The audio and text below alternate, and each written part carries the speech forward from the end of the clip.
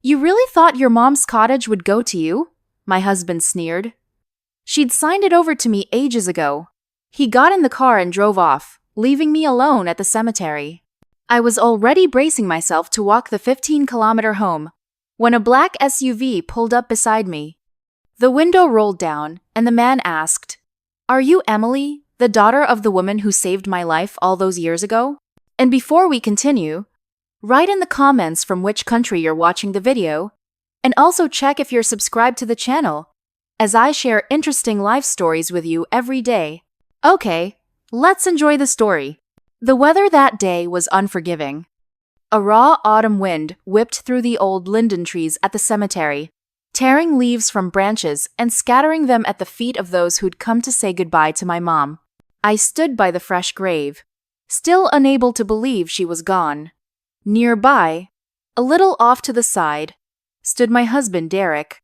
He held a cigarette in his hand, his gaze empty and weary, as if he weren't at his beloved mother-in-law's funeral but had just wandered into the crowd by chance.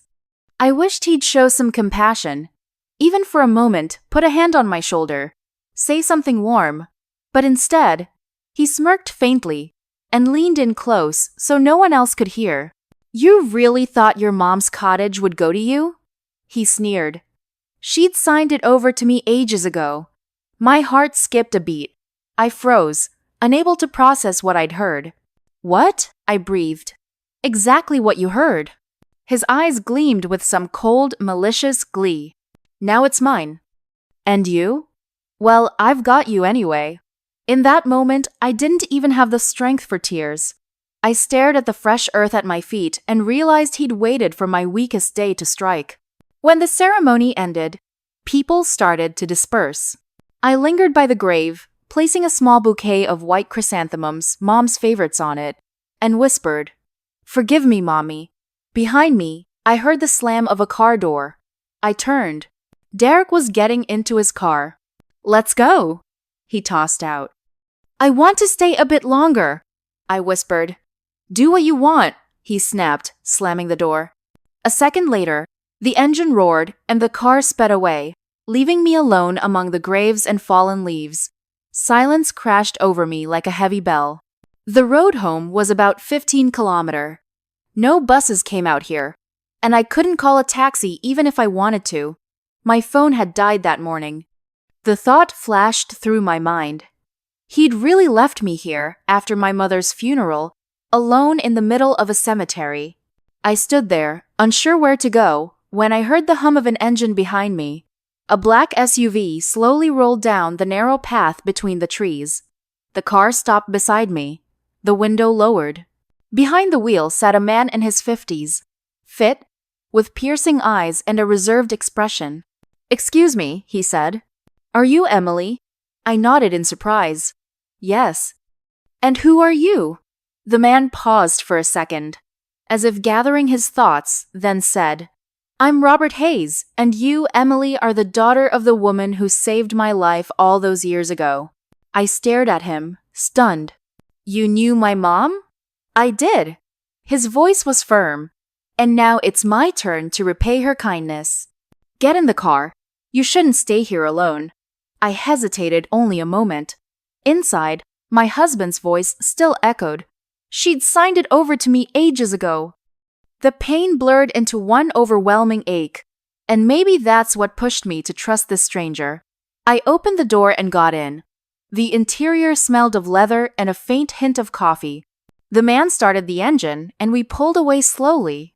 "Tell me," I said quietly, "how did you know my mom?" He smiled faintly, but there was more sadness than joy in it. "It's a long story. About 25 years ago, I was in a serious accident. They barely pulled me from under the car, and in the hospital, all the doctors shook their heads. My chances were slim. And it was your mother. She was a nurse in intensive care back then. She fought for me through the nights, didn't sleep, did everything she could. I survived. From then on, I always thought of her as an angel." I listened, my heart clenching. I hadn't known this chapter of Mom's life. She'd never mentioned it. "I tried to find a way to thank her, but she always refused," Robert continued. "Said she was just doing her duty." But I promised myself if her family ever needed help, I'd do everything in my power. He glanced at me. It seems like now is that time. We drove in silence for a few more minutes.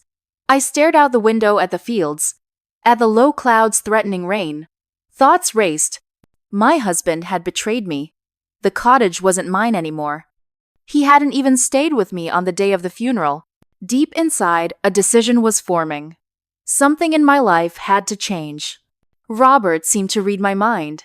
"Emily," he said gently but firmly, "you need to understand. Your husband didn't do this by accident. If your mother signed the house over to him, he must have convinced her somehow or forced her. I've seen people like that. But believe me, the truth always comes out." I shuddered. "You think he tricked her?" "I think we should check the documents." He looked at me intently. "And if it's not on the up and up, we can restore justice." I nodded. In that moment, for the first time in years, a spark of hope flickered inside me. By the time we reached the city, it was dark. At my building, Robert stopped the car. "Here's my number." He handed me a business card. "Call me in the morning. We'll start sorting this out." I took the card, tucked it into my bag, and quietly said, "Thank you." He nodded and drove off. I went up to the apartment. Derek was already home, sitting with a glass of whiskey in front of the television. "Took you long enough," he tossed out, not even turning his head. I walked silently to the bedroom, closed the door, and burst into tears. The tears flowed, but deep down, I knew tomorrow would be the start of something new. Morning hit me with a heavy throb in my head and an emptiness inside. It felt like the night hadn't brought a single minute of sleep. I lay there, staring at the ceiling, trying to piece my thoughts together. On the nightstand was Robert Hayes' business card. The white card with crisp black letters seemed like more than just paper now. It was a door to a new life, to chances I hadn't had in ages. From the kitchen came the clatter of dishes. Derek was having breakfast, it seemed. I hesitated, but then got up, washed my face, and went into the hallway. He sat at the table, casually scrolling news on his phone. Finally awake, he said indifferently. I didn't reply, just grabbed a mug, poured myself some water, and went back to the bedroom. Inside, anger boiled, but nothing came out. My phone buzzed in my hand. It was the alarm, but instead of turning it off, I pulled out the card and dialed the number. "Hello?" A confident voice answered. "Emily?" "Yes," I said, and in that instant, I knew there was no turning back. "I'm ready to meet." We agreed to meet at a small cafe in the city center. Derek left for work, and I seized the chance. When I entered the cafe, Robert was already waiting. He sat at a table by the window in a sharp suit, with a cup of black coffee. "Glad you came," he said, standing up. "I didn't know where else to go," I admitted. He nodded, looking me straight in the eyes. "Then let's get to the point. Do you have copies of the house documents?" "Number?" I shook my head. "Mom never showed me anything." "Then we'll find them." He pulled out a folder and placed it on the table. "I work with lawyers. I have connections. If your husband got the property in his name, we'll check if it was legal." I nodded silently. "But you need to understand," he added. "The process could take time. The key is you have to be ready to fight." I sighed. "I don't know if I have the strength." Robert smiled quietly. "I knew your mother. She was a woman of iron will. I think her daughter can handle it." Those words struck right to my heart. For the first time in ages, I felt supported. The next days turned into a blur of calls, meetings, and document hunts. Robert introduced me to his lawyer, a woman in her 40s named Laura. She was strict, businesslike, and took charge immediately. "First things first," she said, flipping through papers. "We need to request records from the registry. We have to see when and on what grounds the house was transferred to your husband." I listened to her, but inside, everything boiled. Images of Mom, her trusting eyes, rose before me. She always believed in people.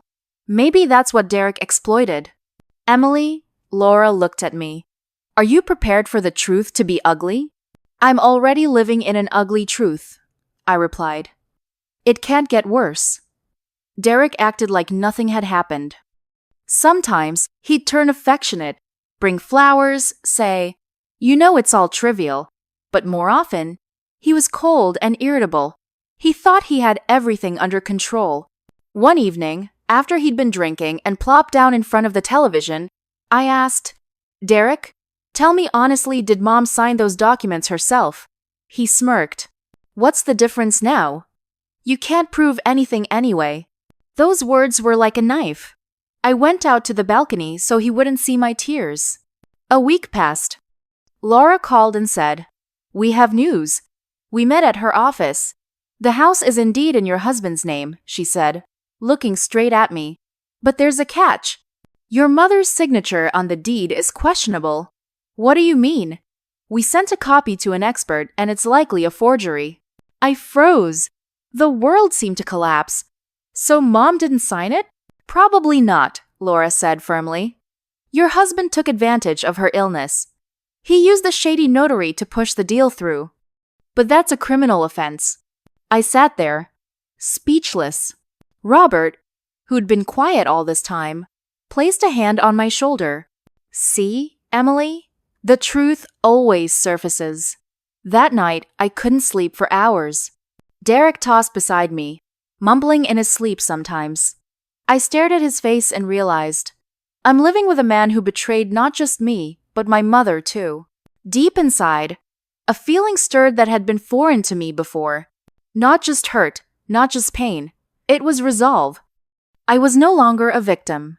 A few days later, Laura and I filed a complaint with the prosecutor's office. Derek found out when the subpoena arrived. "This is your doing," he yelled, hurling the envelope onto the table. "Have you lost your mind?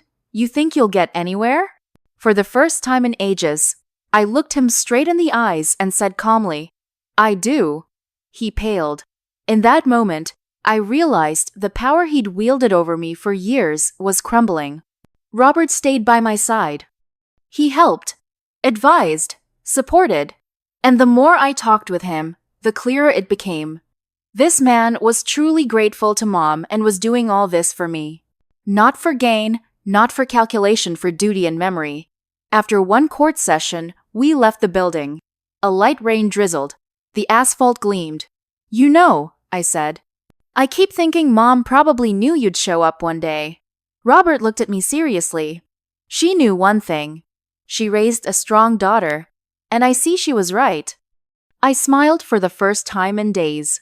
But the hardest part lay ahead. Arbitration, prosecutor's review, interrogations.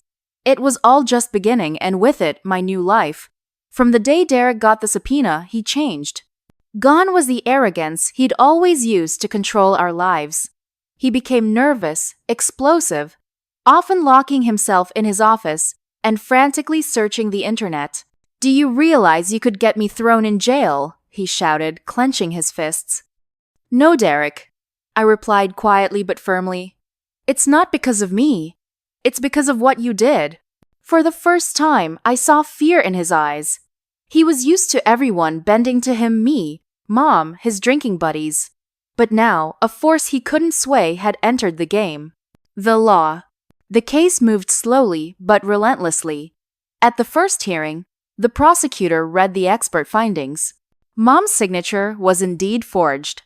I listened, feeling my heart tighten. Derek tried to object. "She asked me to put the house in my name. She trusted me." But his words rang false, even to the courtroom. Laura, our lawyer, stood and said confidently, "Your Honor, we have evidence that at the time of signing, the plaintiff's mother was in poor health and couldn't appear before the notary. Moreover, the signature doesn't match samples, as confirmed by the expert." I watched her, amazed. This woman was a true warrior. And in that moment, I realized thanks to her and Robert, I was no longer alone. After the hearing, Derek tried to talk to me alone. He started, suddenly soft. "Come on, let's settle this. You'll get money, I'll keep the house. Why drag out these courts?" I looked at him and saw it wasn't remorse, it was fear of losing his prize. "You know, Derek," I replied, I used to fear losing the house, but now I fear losing myself." He paled, pressed his lips together, and left, slamming the door hard. That evening, I felt the point of no return had passed. While the process dragged on, Robert was there more and more. Sometimes he'd just come over and sit quietly with me over tea in the kitchen. Other times, he'd share stories from the past, how Mom had pulled him back from the brink, how she'd given him life when he was on the edge. "I always knew I had to repay that debt," he'd say. But honestly, I think it's more than debt. Your mom taught me to believe in people. Those words warmed me more than any blanket. The trial lasted months. Derek did everything to delay it. But truth was on our side. And then came the day the judge read the verdict. The deed is invalid. The house reverts to the heir, Emily Parker. Case materials to be forwarded to the prosecutor for criminal charges on document forgery. I sat there, unbelieving. The house mom's house was coming back to me. Derek jumped up, yelling incoherently. But the bailiffs quickly escorted him out. I sat, tears streaming down my cheeks. These weren't tears of pain, they were tears of release. A few weeks passed. I returned to Mom's house. It was old, needed repairs in places. But every wall, every photo on the shelf breathed memories. That evening, I sat on the porch with a cup of tea. A light breeze swayed the trees. The sun dipped toward the horizon. Robert sat beside me. "Well, homeowner?" he said with a smile. "We did it?" "We did," I corrected. We sat in silence for a long time. It felt like Mom was nearby, watching and smiling. I thought of Derek. Now he awaited trial as the accused. His life was crumbling like a house of cards. And for the first time in years, I felt no fear, no pity, just emptiness and lightness. I looked at Robert and said, "You know, I always feared I'd end up alone. But it turns out I never was." He nodded quietly. Because strong women are never truly alone. And in that moment, I knew my new life was just beginning. A few months had passed since the verdict, and life in Mom's old cottage had started to feel like home again, not just a place, but a sanctuary. I'd spent my days fixing it up, painting the faded walls a soft cream, tending to the overgrown garden, where Mom's roses still fought to bloom, and sorting through boxes of her things that whispered stories I'd never fully heard. Each evening, as the sun dipped low, I'd sit on the porch with a cup of herbal tea, watching the world quiet down. But tonight was different. A crisp chill hung in the air, and for the first time, I wasn't alone in my thoughts. Robert had become a steady presence, not just a helper in the fight, but a friend, someone who understood the weight of loss and the thrill of reclaiming what was yours. He arrived just as the stars began to prick the darkening sky, carrying a bottle of red wine and a small wrapped box. "Thought you could use some company," he said, his voice warm against the cool breeze. We settled on the porch swing, the creak of the chains a gentle rhythm beneath our conversation. As the wine loosened the knots in my chest, I finally asked the question that had lingered since that fateful day at the cemetery. "Robert, why now? After all these years, why did you choose that exact moment to show up?" He set his glass down, his piercing eyes meeting mine with that same reserved intensity I'd come to trust. "It wasn't chance, Emily. I'd kept tabs on your mom from afar discreetly, out of respect. When I heard about her passing, I knew I had to be there. And when I saw how your husband left you, well, let's just say it stirred something in me. A debt unpaid is a chain that binds you." His words hung heavy, laced with a quiet fire that made my pulse quicken. We talked late into the night about Mom's unspoken heroism, about the scars Derek had left on my heart, and about futures we both dared to imagine. For the first time, I felt seen, not as a victim or a widow in waiting, but as a woman reborn from the ashes. But peace doesn't come without its storms. The next morning, my phone buzzed with a number I hadn't seen in weeks. Derek's lawyer. "He's pleading guilty," the voice on the line said flatly. "Wants to settle out of court, offers you half the assets from the sale of his business to avoid prison time." My hand trembled as I gripped the phone. Half?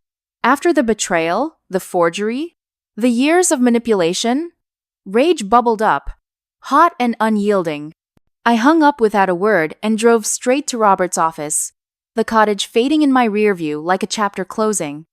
He was waiting when I burst in, papers scattered across his desk. "Emily, what's happened?" I paced the room, spilling the details in a torrent. "He thinks he can buy his way out? After everything?" Robert stood, his fit frame steady, as he placed his hands on my shoulders. "This is his last play desperation. But you hold the cards now. We can push for full accountability, or you can choose mercy. Not for him, but for you. To end this and move on." His touch grounded me, and in that charged silence, something shifted. Our eyes locked, and the air thickened with unspoken possibility. "I've spent too long letting fear dictate my life," I whispered. "No more settlements. Let the law finish what it started." The trial's final act unfolded like a storm breaking. Derek sat in the courtroom, a shadow of the arrogant man I'd married, hollow-eyed, shoulders slumped under the weight of evidence. Laura, our unyielding warrior, dismantled his defenses, one forged signature at a time. When the judge sentenced him to 3 years for fraud and forgery, a collective gasp rippled through the room. Derek turned to me, his face twisted in a mix of regret and fury. Please, I did it for us." But his words fell flat, echoes of lies long exposed. As I walked out into the sunlight, free at last, Robert was there, his black SUV idling like a promise kept. "It's over," he said, pulling me into an embrace that felt like coming home. In the weeks that followed, the cottage transformed not just with fresh paint, but with laughter, shared meals, and tentative steps towards something more. Robert and I explored the paths Mom had walked, her spirit weaving through our budding connection. He wasn't just repaying a debt, he was building a future. One golden autumn afternoon, as leaves danced in the wind, I stood at her grave again, not in despair, but in triumph. "Thank you, Mom," I whispered, placing white chrysanthemums on the earth. "For saving him. And for saving me." Back at the cottage, Robert waited on the porch, a smile breaking through his reserved facade. "Ready for what's next?" he asked. I took his hand, heart full and fearless, more than ever.